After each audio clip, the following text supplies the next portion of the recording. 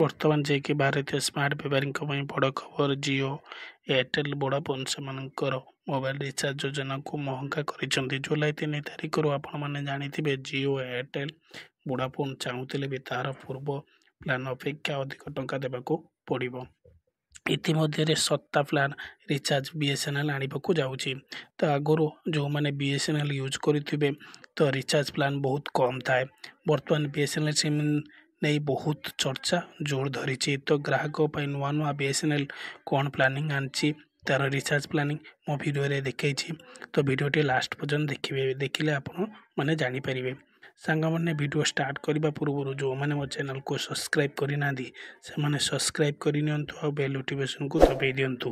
ଚାଲନ୍ତୁ ସାଙ୍ଗମାନେ ବିଏସ୍ଏନ୍ଏଲ୍ର ଶସ୍ତା ପ୍ଲାନ୍ କ'ଣ ଆସିଛି ରିଚାର୍ଜ ପ୍ଲାନ୍ ମୋ ଭିଡ଼ିଓରେ ଆପଣମାନଙ୍କୁ ଦେଖେଇଛି। ଭିଡ଼ିଓଟି ଲାଷ୍ଟ ପର୍ଯ୍ୟନ୍ତ ଦେଖିଲା ତ ସାଙ୍ଗମାନେ ଆଜିକା ଡେଟ୍ରେ ସମସ୍ତେ ଚାହାନ୍ତି କମ୍ ରିଚାର୍ଜ କରିବା ପାଇଁ। ଆଉ ତ କମ୍ ରିଚାର୍ଜରେ ବିଏସ୍ଏନ୍ଏଲ୍ ଆଣିଛି।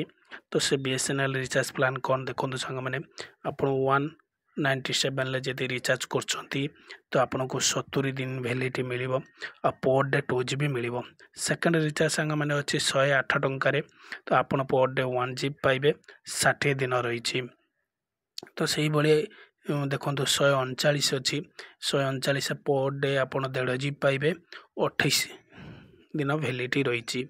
ତ ସେକେଣ୍ଡ ଥାର୍ଡ଼ ଗଲା, ଥାର୍ଡ଼ରେ ଦେଖନ୍ତୁ 1515 ଟଙ୍କାରେ ଆପଣ ଯଦି ରିଚାର୍ଜ କରୁଛନ୍ତି ତ ପର୍ ଡେ 2 GB ପାଇବେ, 365 ଗୋଟେ ବର୍ଷ ସାଙ୍ଗମାନେ 1515 ଟଙ୍କା ଦେଲେ ଗୋଟେ ବର୍ଷ ପର୍ଯ୍ୟନ୍ତ 365 ଦିନ ପର୍ଯ୍ୟନ୍ତ ଆସିବ ଆଉ 2 GB ପର୍ ଡେ ଆସିବ ସାଙ୍ଗମାନେ।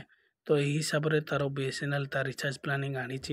ତ ସାଙ୍ଗମାନେ ଆପଣଙ୍କ ପାଇଁ ଭଲ ସୁଯୋଗ ଅଛି, ବିଏସ୍ଏନ୍ଏଲ୍ ସିମ୍ ଆପଣମାନେ ନେଇ ରିଚାର୍ଜ ପ୍ଲାନ୍କୁ ୟୁଜ୍ କରିପାରିବେ। ତ ସାଙ୍ଗମାନେ ଆଶା କରୁଛି ମୋର ଭିଡ଼ିଓଟି ଆପଣମାନଙ୍କୁ ଭଲ ଲାଗିଥିବ। ଯଦି ଭଲ ଲାଗିଥିବ ଗୋଟେ ଲାଇକ୍ କରିବେ ଆଉ ଚ୍ୟାନେଲକୁ ସବସ୍କ୍ରାଇବ୍ କରିବେ। ତ ସାଙ୍ଗମାନେ ଏଇ ଟାଇପ୍ର ରିଚାର୍ଜ ପ୍ଲାନ୍ ମୁଁ ଆପଣମାନଙ୍କୁ ଦେଖେଇଲି।